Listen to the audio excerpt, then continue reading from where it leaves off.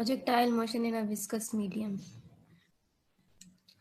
ठीक है, तो विस्कस मीडियम का मतलब ये है कि जैसे एयर है,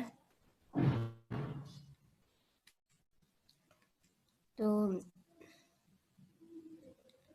यानी एयर की प्रेजेंस में जो पहले आपने प्रोजेक्टाइल मोशन स्टडी की थी ना, तो उसमें उसमें जो है वो एयर रेजिस्टेंस को हमने इग्नोर किया था।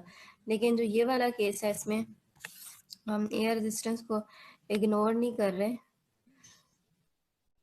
बल्कि हम इसमें एयर रेजिस्टेंस जो है उसको भी कंसीडर करेंगे।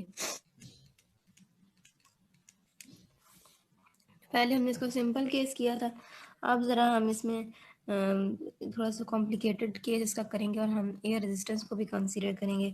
तो हमारे पास उसी तरह एक प्रोजेक्टाइल है। प्रोजेक्टाइल मोशन जो है वो आपको पता है कि 2 डायमेंशनल मोशन होती है। आपने जो है वो कोई प्रोजेक्टाइल था, उसको एक इनिशियल वेलोसिटी दी है, तो वो किस फॉर्म में उसका पाथ होगा, एक पैराबोला की फॉर्म में उसका जो पाथ है वो होगा।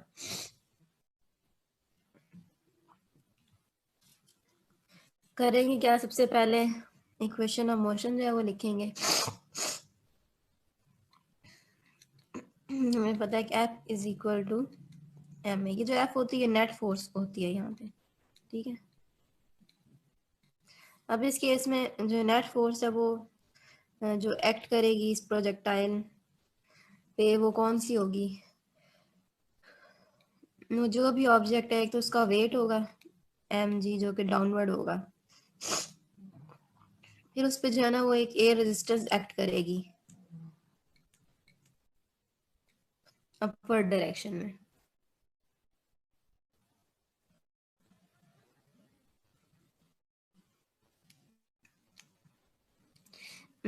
जो एयर रेजिस्टेंस है हमेशा एक्ट करती है वेलोसिटी की ऑपोजिट डायरेक्शन में। तो अगर हम कहते हैं कि एयर रेजिस्टेंस जो है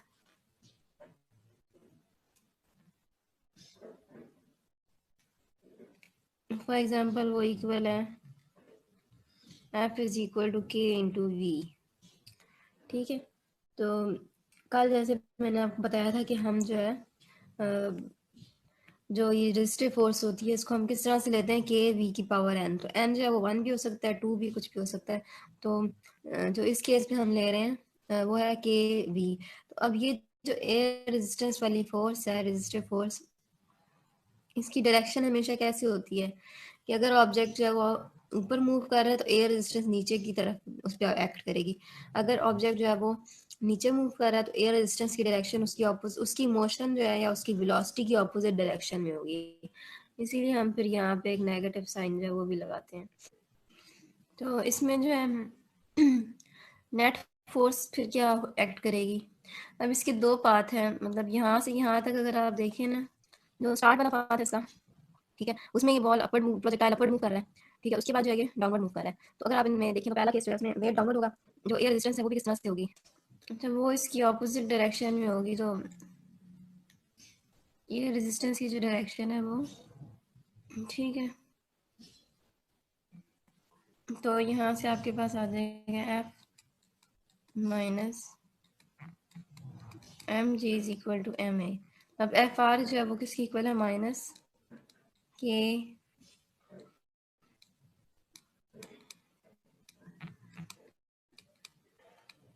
इसके साथ जो है कांस्टेंट उनके साथ यहाँ पे हम एक एम भी लगा देते होते हैं। एम लगाने की वजह यही है कि ये ज़रा सिंपल हो जाता है। ये एम इधर से आप कॉमन लेंगे, इधर से भी कॉमन लेंगे, तो दोनों साइड से जो एम है वो कैंसिल हो जाएगा। तो ये बन जाएगा इस तरह से। तो एक्सेलरेशन जो है उसको हम लिख सकते हैं D V by D T.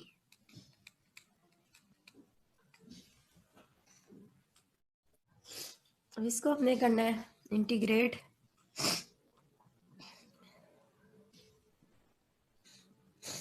तो सेपरेशन ऑफ वेरिएबल करेंगे।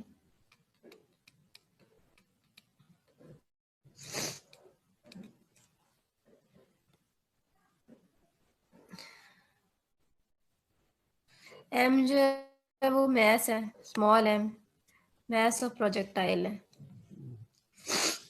ये मैथ है ना। तो इसी तरह स्मॉल एम जो दूसरा है वो भी मैथ है। इंटीग्रेट करेंगे,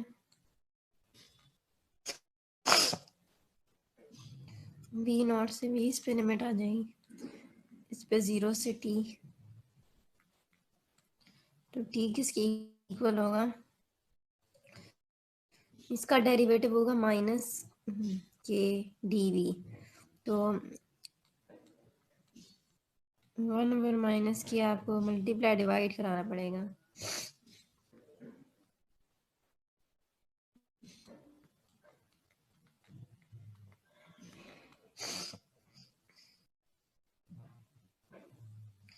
या यूं भी कर सकते हैं कि ये जो माइनस साइन है इधर वाला, ये वाला माइनस साइन ये कॉमन लेके आप उधर ले जाएं,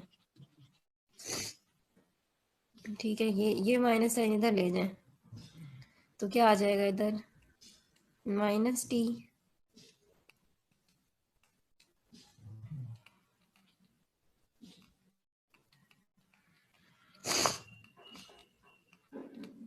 फिर इसका आंसर आ जाएगा के वी बाई जी, साथ में 1/k भी आएगा, फिर आप इसमें लिमिट पुट कर दें,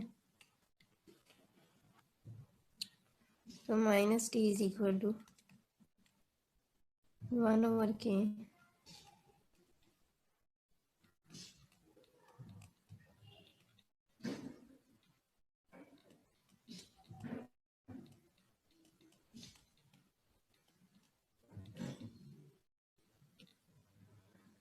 ठीक है।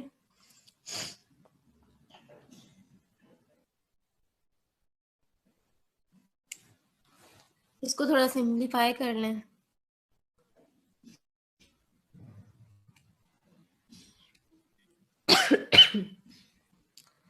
तो हमारे पास क्या आएगा, minus T is equal to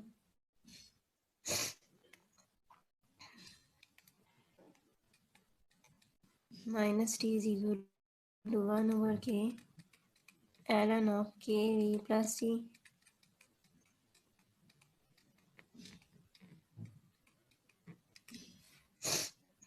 minus kt,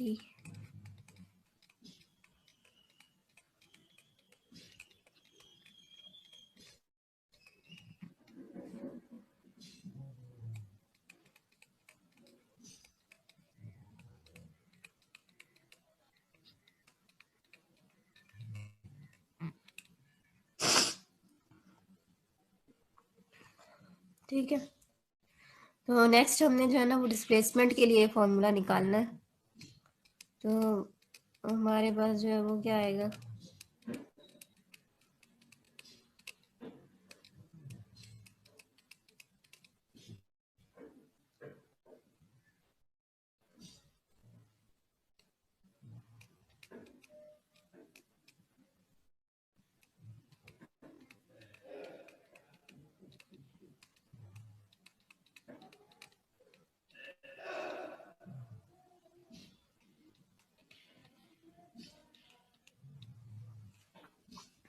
ठीक है।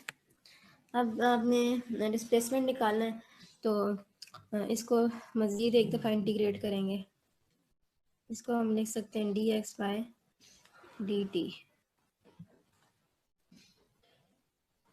तो यहाँ से क्या आ जाएगा, K V naught plus g/k exponential minus K T minus g/k, तो dx क्या आ जाएगा,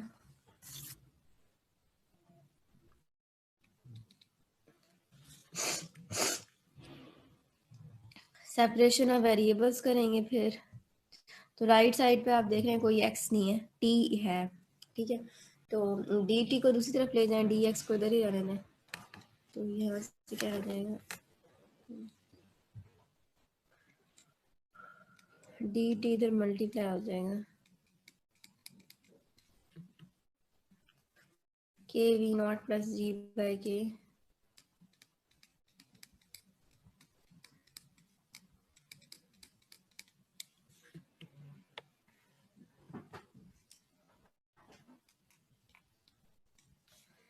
अब इसको इंटीग्रेट करें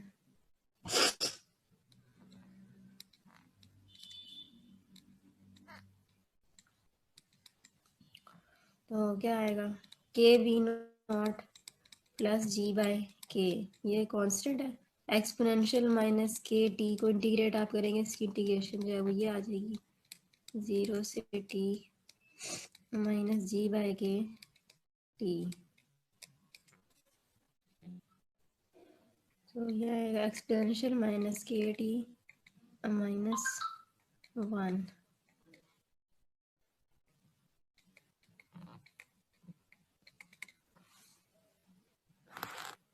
ठीक है, तो इस तरह से हमने ये इसका जो डिस्प्लेसमेंट है वो हमने फाइंड कर लिया है।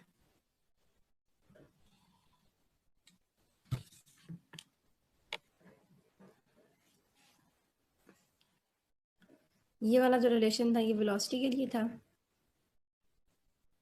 और वो वाला जो है डिस्प्लेसमेंट के लिए।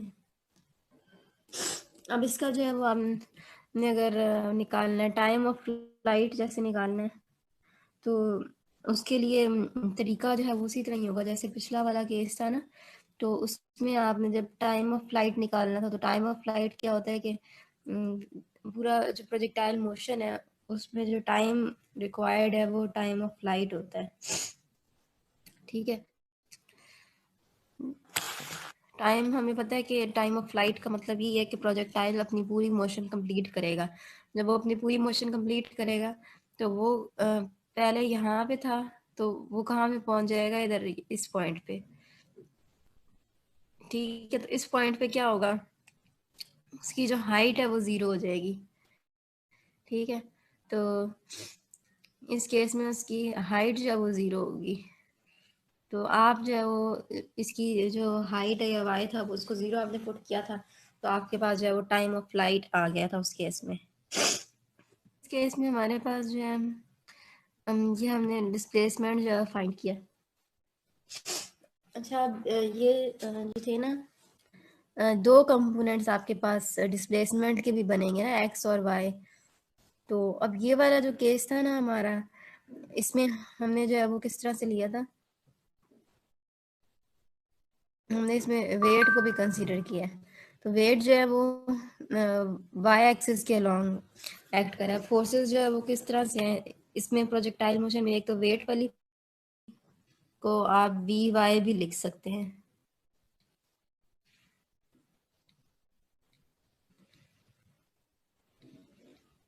तो आपने जो वेलोसिटी निकाली है असल में ये कौन सी वेलोसिटी होगी, वी वाई वाली। और ये एक्स भी फिर इसको वैसे असल में वाई ही लिखना चाहिए क्योंकि ये वाई कंपोनेंट है डिस्प्लेसमेंट का। तो यहाँ पे हमारे पास क्या चीज़ आई है, वाई। ठीक है, अब अगर आपने ये तो आपने इसके लिए कर लिया, जो मैं आपको कह रही थी कि आपने टाइम ऑफ फ्लाइट अगर फाइंड करना है,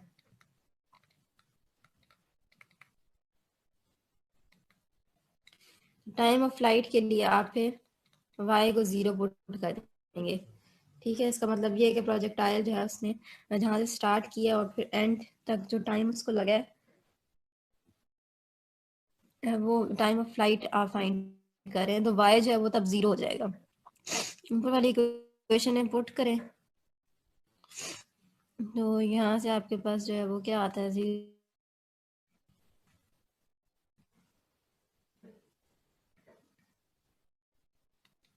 A V naught plus ji.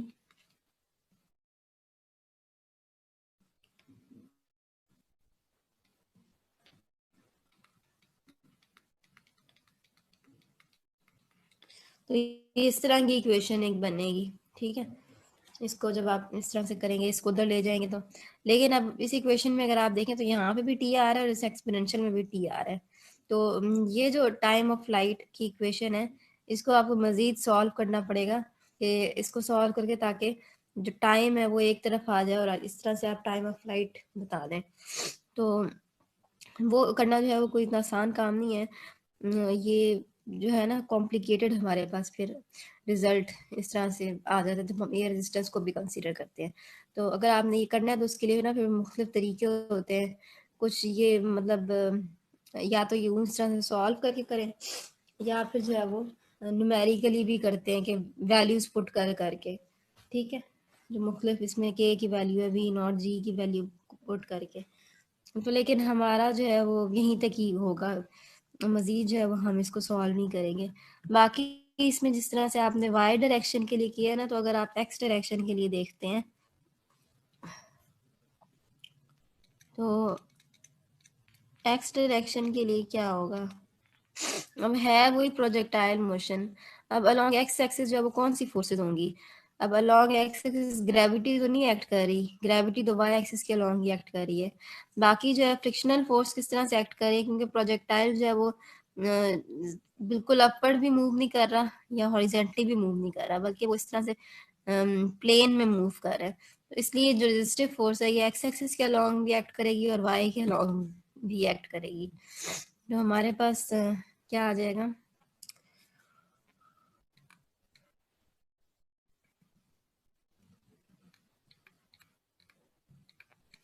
Is equal to M A.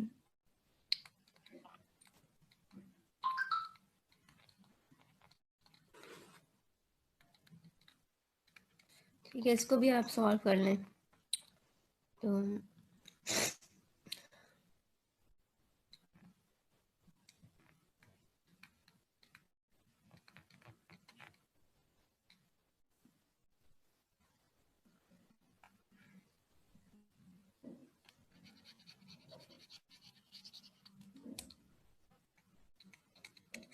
D T किसके इक्वल आ जाएगा, एम एम से कैंसिल हो जाएगा, D V X by minus K V X. तो इसको इंटीग्रेट करें, इसको भी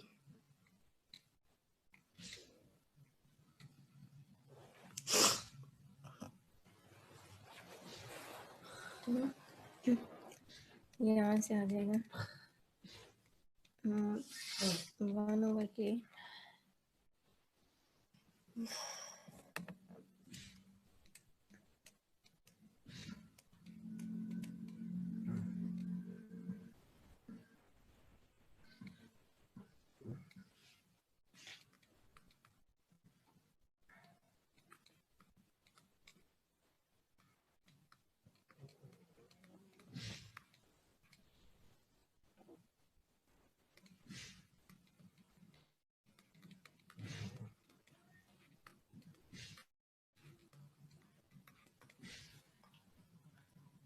तो यहाँ से आ जाएगा V X by V naught exponential minus K T.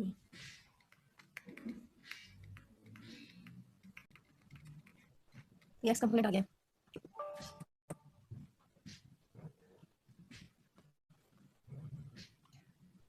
Velocity का इसी से आप डिस्प्लेसमेंट जो है वो भी फाइंड कर सकते हैं, वो आ जाएगा D X by D T is equal to V naught exponential minus K T. मजीद इसको इंटीग्रेट करेंगे,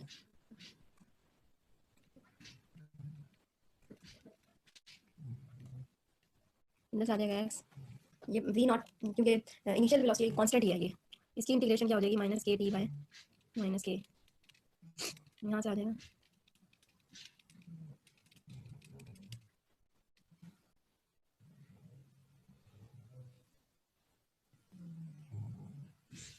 तो x इज इक्वल टू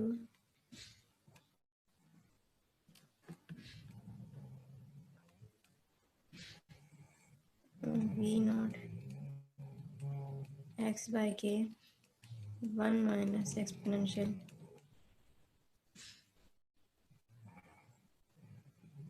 ठीक है।